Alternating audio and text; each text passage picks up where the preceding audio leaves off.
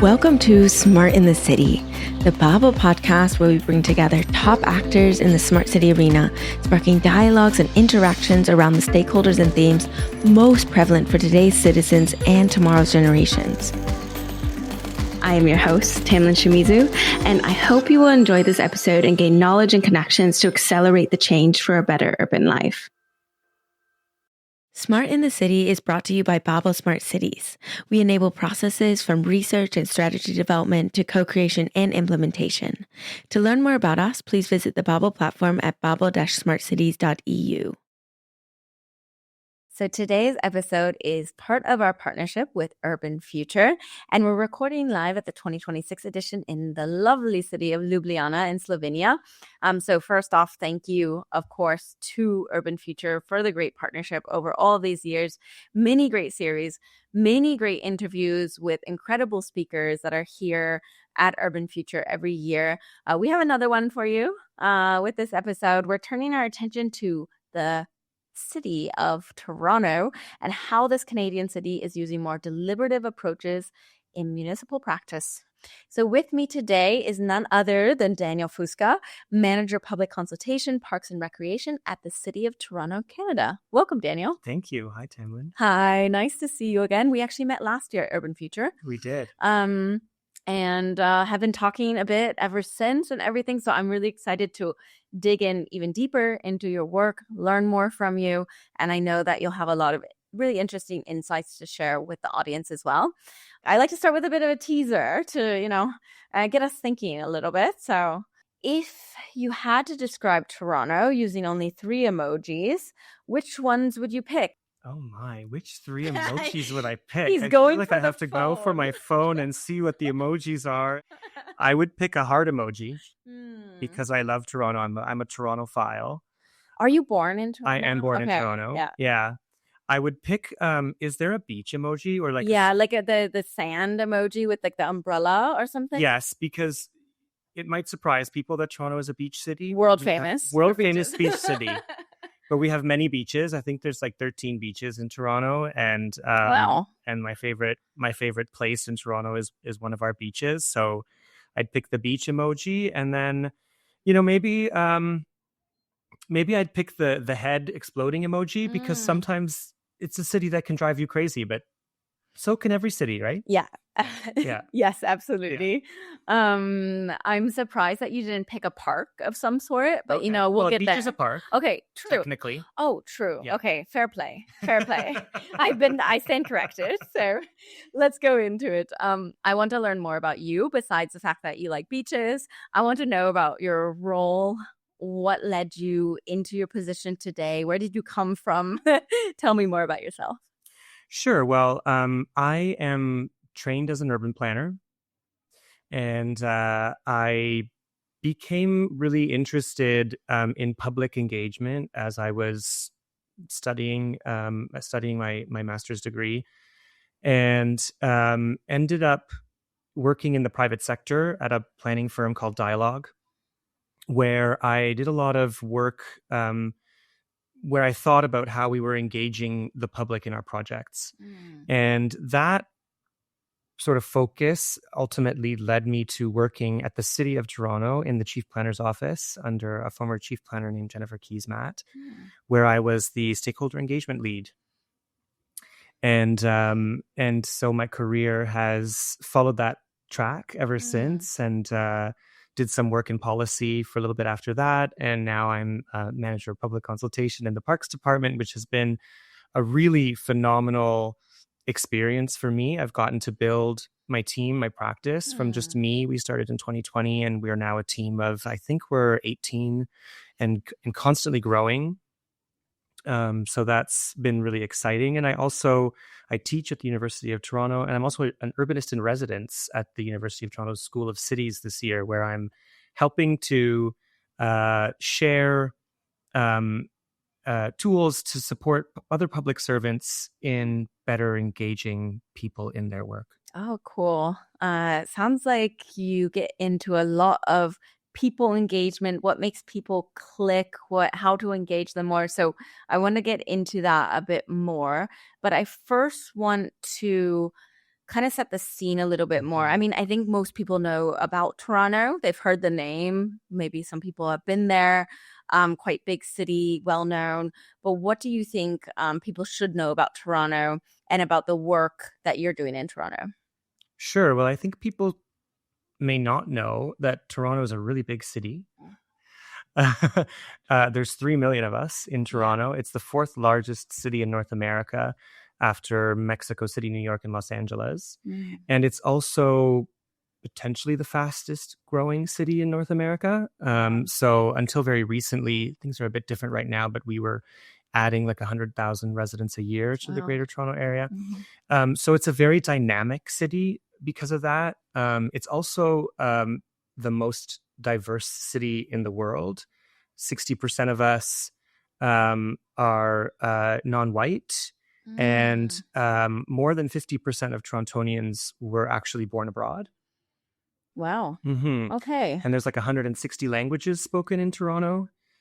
So it's a melting pot, but also a mosaic, and Mm. and you can get any food that you might desire in Yeah. Toronto, and it's just a really vibrant, dynamic, awesome place.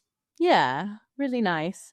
I had no idea that it was, yeah, I mean, when you think of like diversity in melting pots, I think of New York City, but Hmm. Toronto is even more than Hmm. that, right? Yeah. Like most people probably think New York. So, lots of fun facts also that we're learning about Toronto. Beaches, 13 beaches, all this. So I'm learning a lot already.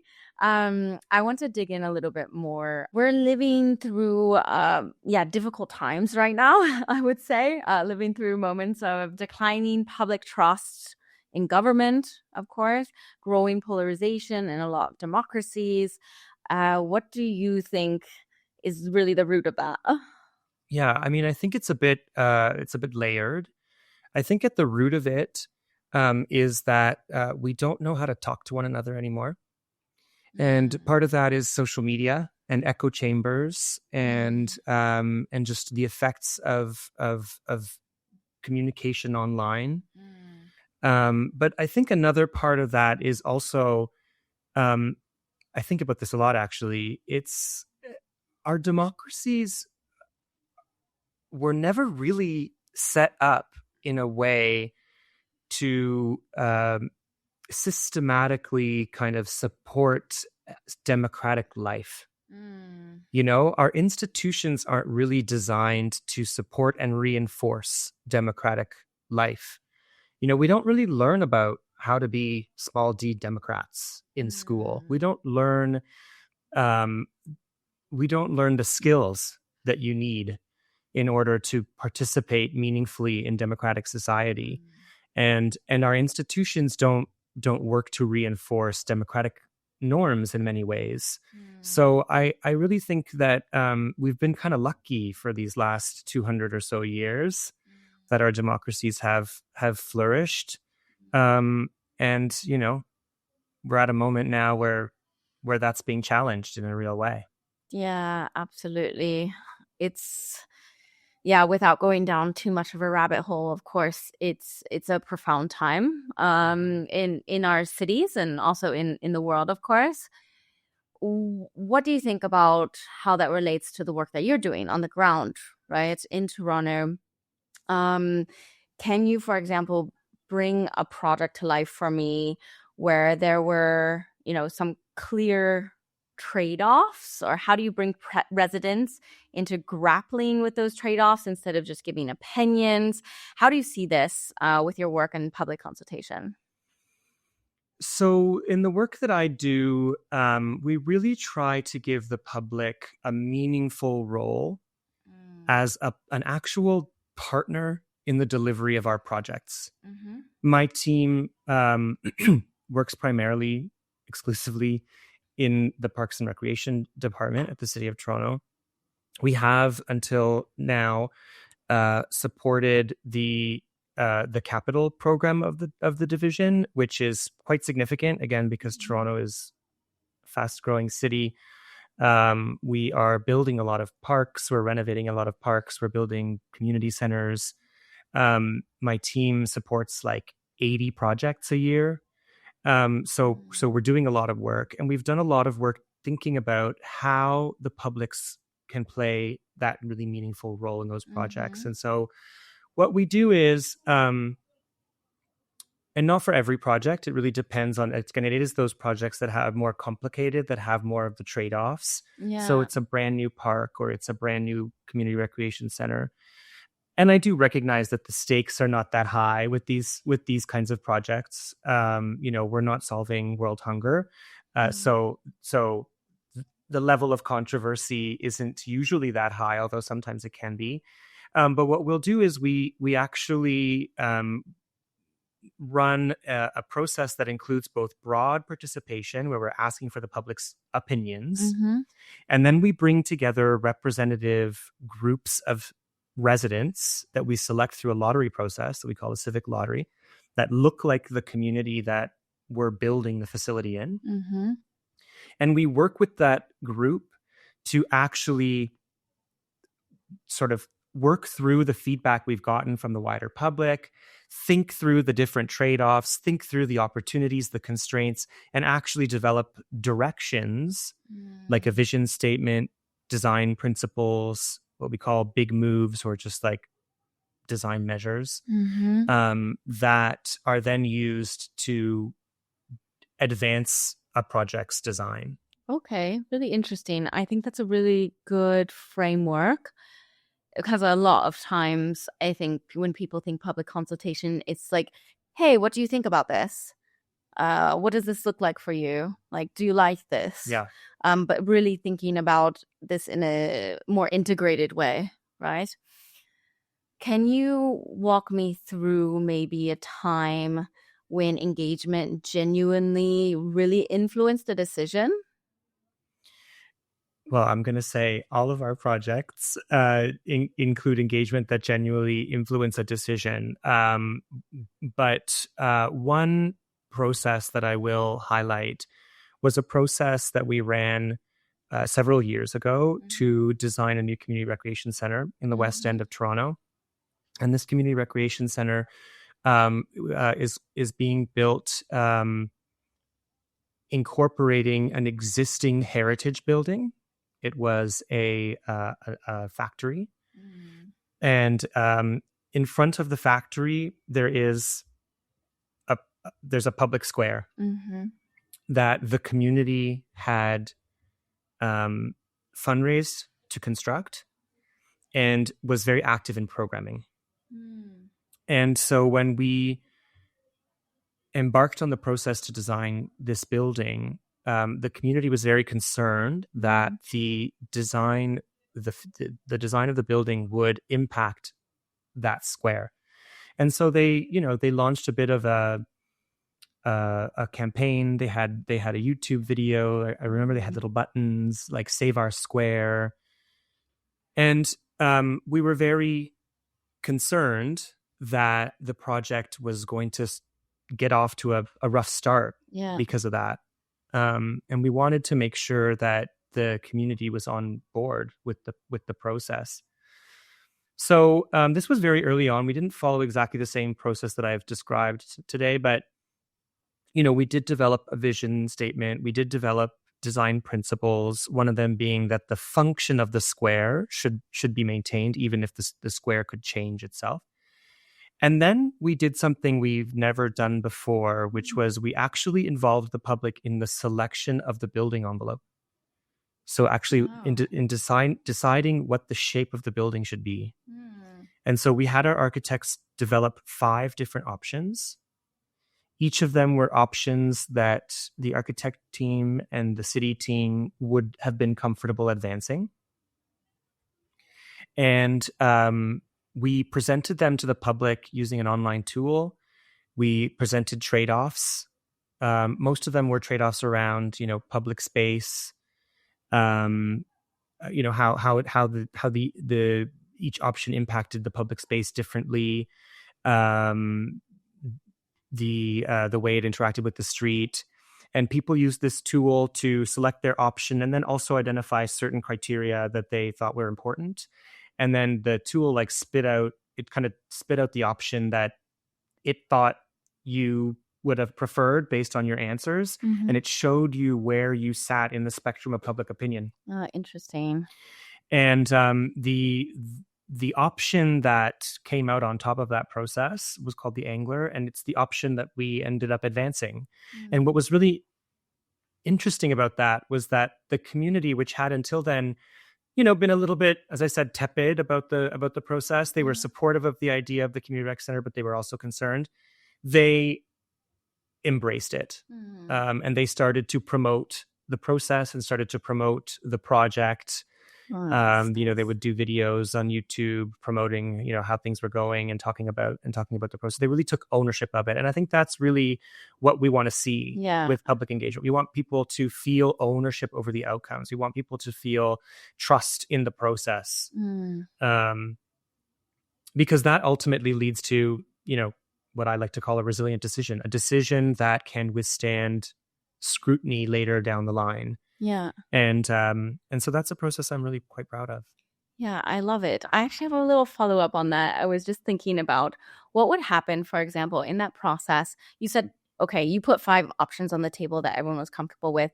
What if one gets chosen, but then later on you realize, oh, wait, this is not the best option?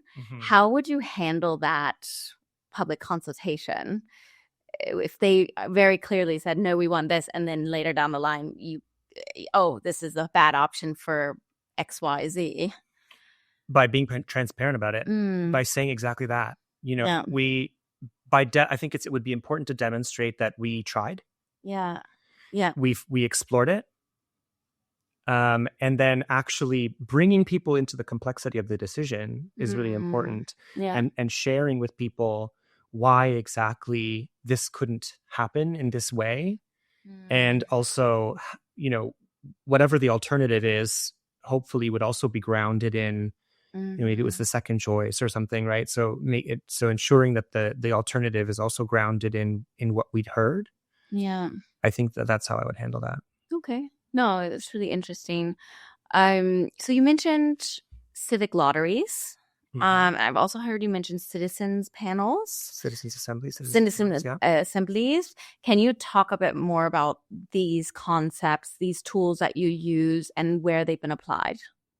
Sure. So a citizens assembly is a tool that is gaining a lot of support. It's being used a lot in Europe. It's actually sort of a Canadian invention. Made in Canada. The very first citizens assembly was in 2003 in British Columbia, and it brings together a group of randomly selected citizens, or don't love the word citizen, but residents, who represent the demographics of the community it's meant to represent. So in this case, the demographics of the province of British Columbia. Yeah. They come together over a period of weeks, months, and they learn about an issue in depth. Oftentimes they hear from experts. Oftentimes, there might also be an element of public consultation with the wider public as well to understand the public's positionality on things. And then the group deliberates. So they talk about it. They discuss the trade-offs. They discuss, what they like, what they don't like, how it would benefit them, how it would not benefit them. And together they come to a collective decision or recommendation. So in the first Citizens Assembly that was done by the province of British Columbia, the topic was electoral reform. So should we change the way we elect our representatives? In Canada, we use a system called first past the post, which is a system that means that whoever gets the most votes wins, right? So it's not like in Europe where you have sort of more representative way of selecting candidates, members of parliament or whatever. And so the group came to a recommendation, and then there was a referendum afterwards to decide if their recommendation should be implemented. And unfortunately, it just lost. It had a really high bar. It was like something like 60%. of people in like every district was supposed to vote in favor, and it came very close, but it didn't actually pass. But the tool has become very popular. It's now been sort of adopted quite widely in Europe, in the European context. And it's been institutionalized in many contexts as well, in Belgium, in Paris, in Milan. There are lots of cities and regions that are using citizens' assemblies, both as long-term bodies to support governance, and also to address specific questions that are controversial. And where have you seen it be the most effective? And have there been times when it hasn't been effective? Well, I think in the European context, it's been pretty effective. Paris has a sort of a permanent citizens' assembly, as I understand it, and recently the citizens' assembly wrote a bylaw or a legislation to address homelessness, and the Paris City Council adopted the legislation in as a whole. In the Canadian context, it's been a bit more of a mixed bag. My first introduction to citizens' assemblies came when I actually created one myself. We created a sort of a citizens' assembly when I was working in the city planning division, called the Toronto Planning Review Panel, and it turned out to be potentially one of the very first standing citizens' assemblies that deliberated on a variety of different topics over an extended period of time. And so we created the citizens' assembly to bring more diverse voices into the planning process and get that kind of input from more of a diverse group into our projects, our planning projects, our strategic planning initiatives. Because despite how I said earlier that Toronto is one of the most diverse cities in the world, what we have found is that the people who show up at meetings tend to be white homeowners over the age of 55. In the case of city planning, that leans a bit more male. With the parks, the work that we do in parks, the demographic is a bit different. It's a bit younger, probably because parents care a lot about parks. So you get more of like the 35 to 55. You get more women. But it still skews towards white people. It still skews towards people with higher education, people with higher incomes. And so a citizens' assembly uses a tool called a civic lottery, where people are sort of invited randomly often, and then they volunteer, and then they're selected randomly, but they're controlling for these demographic factors. And so it's a tool to help. One thing that it does is it helps to bring more diversity into a conversation and ensure more diverse perspectives are there. So the planning review panel was in some ways very successful.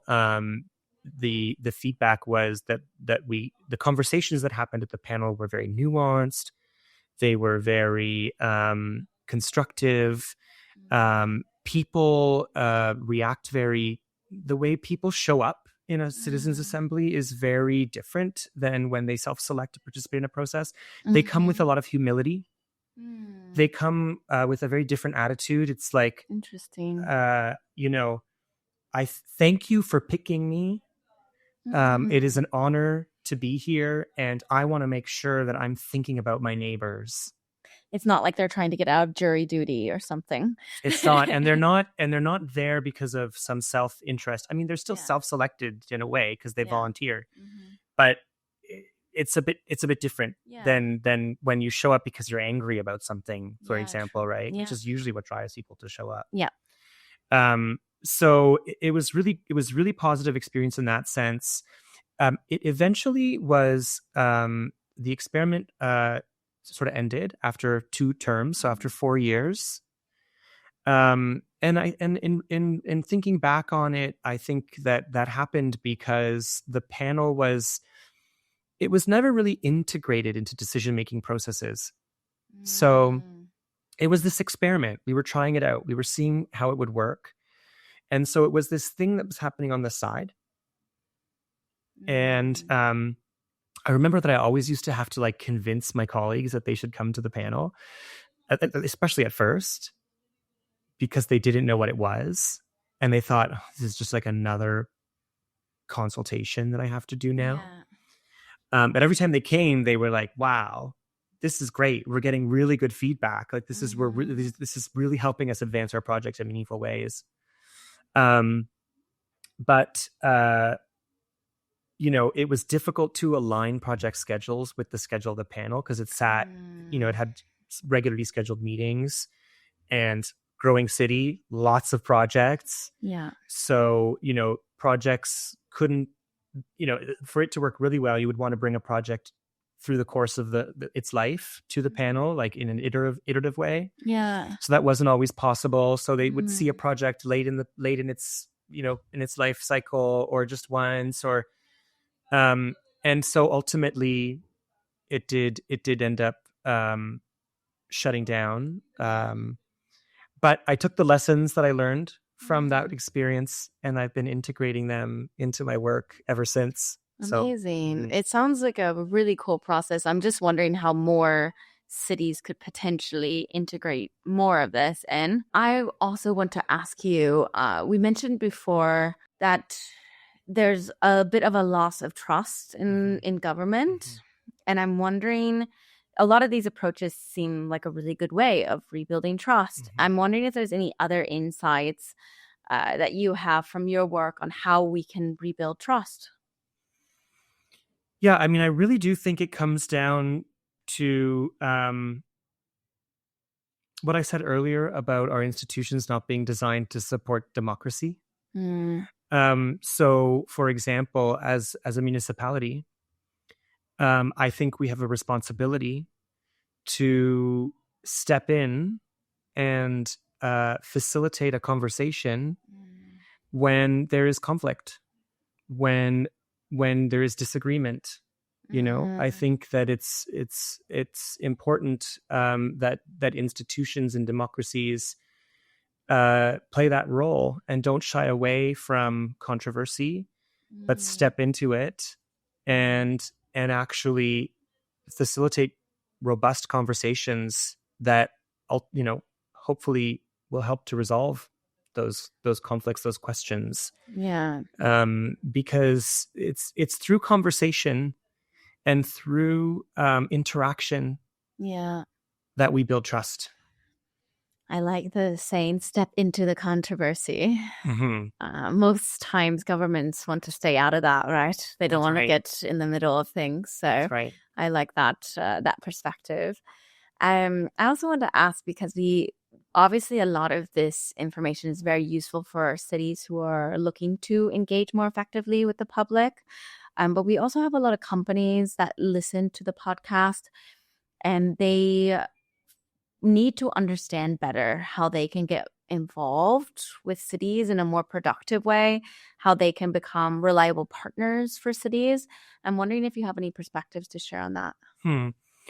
Well, I guess thinking back to some of the partnerships that I've helped to facilitate in my career, I found that the partnerships that have been most successful are the ones where we've found a shared objective, like some shared benefit to the partnership, right? So whether it be a partnership with a local university where, you know, their students are learning, you know, something and we are achieving some other objective at the same time, you know, like a synergy.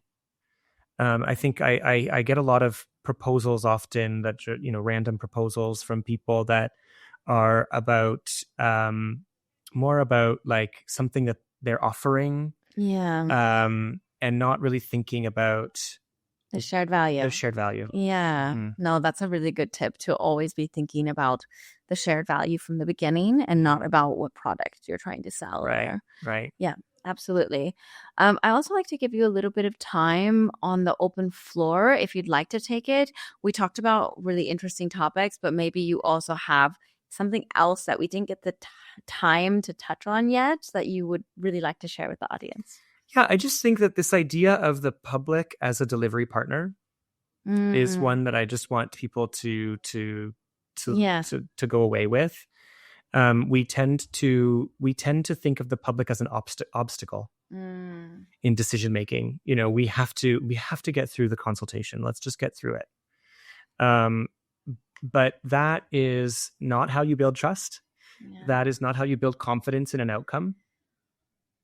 And a good public process will do those things. And I think that when you think of the public as a delivery partner, when you invite the public into the complexity of an issue, they will rise to the occasion. And there's something about what happens when you bring diverse people together to really think about an issue in detail, that is pretty magical. And the way people interact with one another, the empathy that is built, these are the things that our democracies need. Yeah. And so I think just that idea, I really love that. So with that really nice note, now I have to take us into our fun segment of the show. And the segment that we have for you today is Hot Take of the Day. Hot Take of the Day. We want to hear an opinion of yours that may be slightly controversial or debated. My hot take is actually that democracies don't necessarily need elections. Okay, that is a hot take. That's kind of the profound part of democracies, right? As we know it. So walk me through that. Well, I mean, the whole concept of a citizens assembly, right, is this random selection. And Athenian democracy was really more about random selection than about elections. Elections in Athenian democracy were considered like aristocratic. So there were elections for some positions, but those were not considered to be like open to necessarily anybody. You had to have money, you had to already have connections in order to be elected. Yeah. And so the whole principle of random selection is that everybody gets a chance. Everybody has an equal chance to participate and have a say. And I'm not saying we need to do away with elections entirely, but a lot of places are experimenting now with additional layers of governance, like a Senate, but randomly selected. And what we're finding is that when you remove that self-interest from the process, the conversation is different and the outcomes are different. Interesting.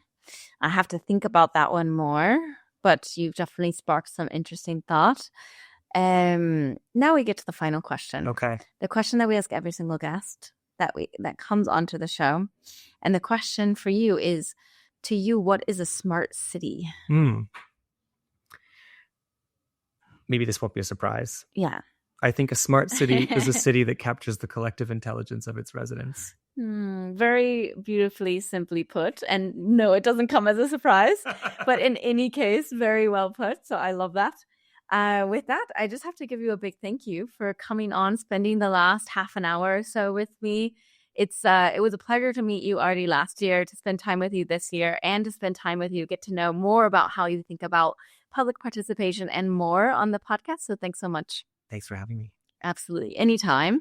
And of course, I want to thank again Urban Future for being the partner here and connecting me with so many amazing speakers. And of course, I have to thank the listeners. This also wouldn't happen without them. Thanks so much for listening. Don't forget, you can always create a free account on babel-smartcities.eu. You can find out more about smart city use cases, solutions, and more. Thank you very much. Thank you all for listening. I'll see you at the next stop on the journey to a better urban life.